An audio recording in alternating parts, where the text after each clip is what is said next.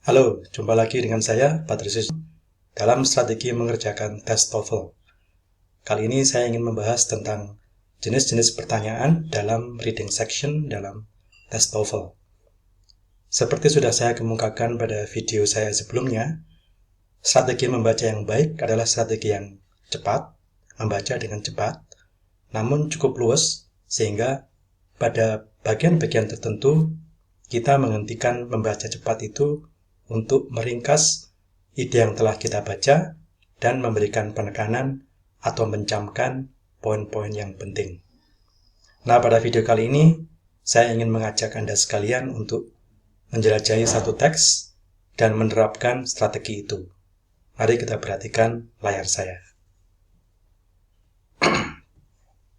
Nah, ini adalah inti strategi yang sudah saya kemukakan pada video sebelumnya. Saya ulang sejenak supaya kita semua ingat bagian-bagian yang penting. Yang pertama adalah bacalah dengan cepat, tapi berhenti sejenak pada titik-titik tertentu untuk mencamkan kuat-kuat intisari informasi yang dibaca.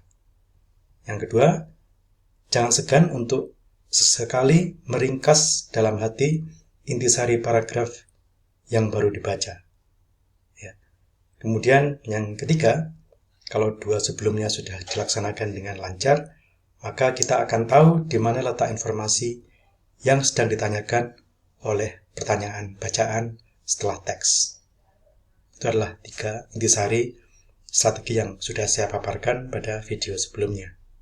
Nah, sekarang saya ajak Anda untuk menjelajahi satu teks, sampel reading text dari TOEFL, dan kita terapkan strategi itu. Ya. Nah, judulnya adalah Risk Taking and the Monkey Economy. Nah, di sini awalnya kita baca dengan cepat. Humans are uniquely smart among all the other species on the planet. Dan sebagainya. Ya. Sampai di sini kita agak melambat. Ya, perhatikan bahwa wacana bahasa Inggris itu disusun dari yang umum ke khusus. Nah, semakin kita melanjutkan membaca, semakin kita agak lambat. Karena pada bagian yang lebih lanjut itu ada intinya. Nah, di situ kita perlu agak melambatkan sedikit kecepatan baca kita. Ya, sampai di sini. Then, why are we so prone to making mistakes? And why do we tend to make the same ones time and time again? Dan sebagainya sampai di sini. Nah, sampai di sini, sampai pada yang saya cetak tebal ini adalah bagian inti yang perlu diperhatikan. Jadi pada bagian ini kita berhenti sejenak, kita melambat membacanya supaya kita bisa mencerna inti itu dengan baik dan memasukkannya ke dalam benak kita untuk kita ingat-ingat ketika menjawab pertanyaan bacaan nanti. In particular of the errors of judgment which led to the recent collapse of the financial markets. Santos came to 2 possible answers to this question. Either humans have designed environments which are too complex for us to fully understand, or we are biologically prone to making bad decisions. Nah, di sini kita mulai tahu bahwa ini akan menyelidiki mengapa manusia cenderung membuat kesalahan dalam decision makingnya. Kemudian masuk ke paragraf berikutnya. In order to test these theories dan sebagainya. Ya. Sampai di sini. Ya. Kita baca dengan cepat. Ya. Ingat, membaca dengan cepat itu tidak membaca kata per kata, namun membaca secara chunking. Chunk itu artinya satu gugus kata yang terdiri dari 2-4 kata yang sekaligus kita lihat dan kita pahami maksudnya tanpa harus satu demi satu. Dengan demikian, membaca secara chunking ini lebih cepat daripada kalau membaca satu demi satu kata. Oke. Nah, pada paragraf berikutnya ada kata of particular interest. Nah, di sini kata particular interest adalah kata kunci. Dia menunjukkan bahwa bagian ini akan mengupas satu poin yang penting ya. Karena particular artinya khusus. Ya, kita bisa melihat dari situ bahwa ada hal khusus yang akan dibahas.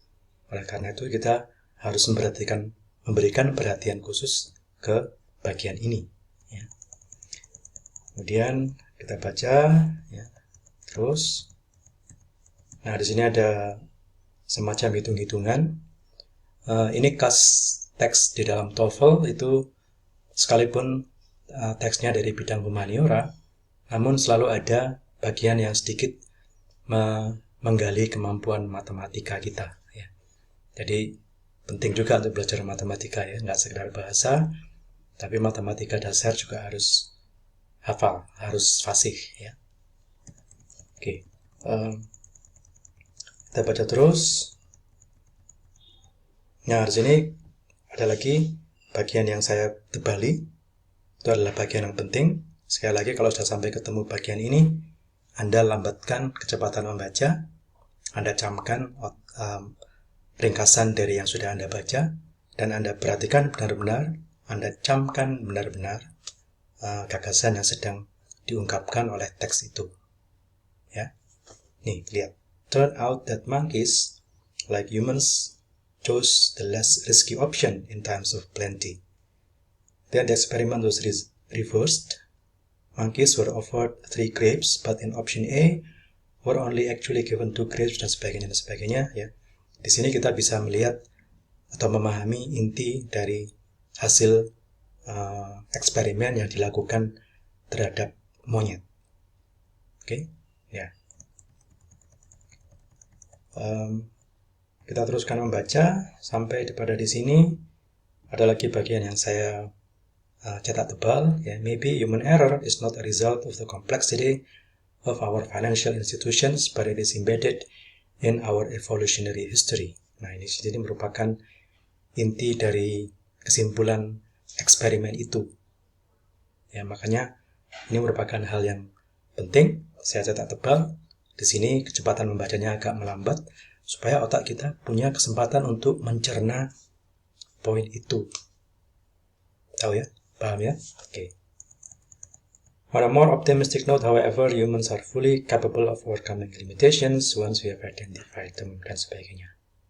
Ya, jadi itulah teks yang kita baca dengan cepat, namun cepatnya tidak asal cepat, tapi cepat dan pada bagian tertentu kita lambatkan, kita berhenti sejenak 1-2 detik untuk memberikan tekanan, untuk meringkas informasi yang sudah kita baca, dan untuk menyiapkan otak kita untuk informasi-informasi penting selanjutnya.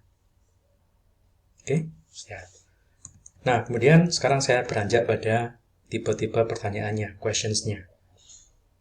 Yang pertama, what was the aim of the experiment outlined above? Ini adalah kas TOEFL. Ini menanyakan tentang gagasan utama sebuah paragraf atau sebuah teks. Ini umumnya diungkapkan dengan what is the main idea? What is the main idea? Ya, jadi gagasan utama yang Anda harus tangkap dari satu paragraf atau keseluruhan teks itu. Yang kedua, where in paragraph 3 could the sentence below be best placed? Nah, ini juga khas TOEFL. Mereka akan menyajikan satu kalimat dan kita diminta untuk menempatkan kalimat itu ke bagian teks yang benar.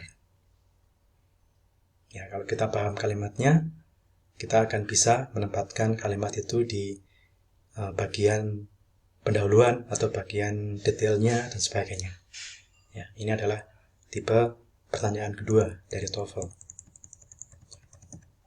Which of the following statements is the best paraphrase of the italicized sentence below? Nah, di sini best paraphrase artinya dia minta kita untuk memilih satu kalimat yang artinya sama dengan kalimat yang dia sajikan. Dalam hal ini adalah kalimat yang dicetak miring. Ya, paraphrase artinya adalah kalimatnya punya kata-kata yang sedikit berbeda, namun gagasannya sama. Itu paraphrase. Ya. Kalimatnya boleh berbeda, susunan kalimatnya agak berbeda, kata-katanya juga berbeda, tetapi maknanya sama. Nah, itu adalah paraphrase. Itu adalah tipe pertanyaan berikutnya dari TOEFL. Kemudian nomor 4 ini, the words cotton on are closest in meaning to, ini adalah pertanyaan vocabulary. Jadi kalau semakin kaya Anda menguasai vocabulary bahasa Inggris, tentunya tidak ada kesulitan berarti di bagian ini. Kalau ternyata tidak tahu, bagaimana? Tebak saja. Tebak maksudnya bukan tebak ABC-nya ini, tapi maksudnya tebaklah artinya dari konteksnya. Ya, itu biasanya membantu. Ya. Nah, di sini cotton on, itu kalau kita lihat dari konteksnya, itu ternyata adalah new, tahu. Ya. Oke. Kemudian yang kelima ini, which paragraph addresses why monkeys were chosen for the experiment, ini adalah kita diminta untuk mengenali ide utama dari setiap paragraf. Kalau kita sudah kenali ide utamanya, kita tidak punya masalah mengerjakan nomor 5 ini. Ya, kita bisa tahu mana paragraf yang ide utamanya adalah kenapa monyet-monyet itu dipilih untuk eksperimen. Sekali lagi, ini adalah pertanyaan main idea, gagasan utama dari satu paragraf. Oke. Kemudian yang keenam, what can be inferred about Laurie Santos? Inferred itu adalah menyimpulkan sesuatu, menarik kesimpulan dari hal-hal yang tidak tertulis secara eksplisit. Ya, itu namanya infer. Mengambil kesimpulan dari suatu konsep, suatu gagasan yang tidak tertulis secara eksplisit. Atau lebih tepatnya, mengambil kesimpulan tentang hal-hal yang tidak tertulis secara eksplisit. Itu namanya infer. Contoh sederhananya adalah kalau saya mengatakan dia bepergian kemana-mana naik Mercedes pada akhir pekan. Setiap akhir pekan dia selalu terbang ke Singapura untuk berakhir pekan di sana. Kita bisa infer dari kedua kalimat itu bahwa dia ini orang kaya. Di dalam kalimat saya tadi tidak ada satu pun kata kaya. Ya, jadi kaya tidak tertulis secara jelas, tapi kita bisa infer, kita bisa menyimpulkan dari kalimat itu bahwa dia pasti kaya. Kemana-mana naik Mercedes, setiap akhir pekan berlibur ke luar negeri untuk berakhir pekan di sana. Berarti kita bisa infer, kita bisa simpulkan bahwa dia orang kaya. Ya, jadi kemampuan infer ini juga penting dalam mengerjakan sebuah tes pemahaman bacaan. Oke. Ya, saya kira itu yang bisa saya tawarkan kepada Anda. Kiranya bisa bermanfaat. Good luck for your TOEFL. Goodbye for now.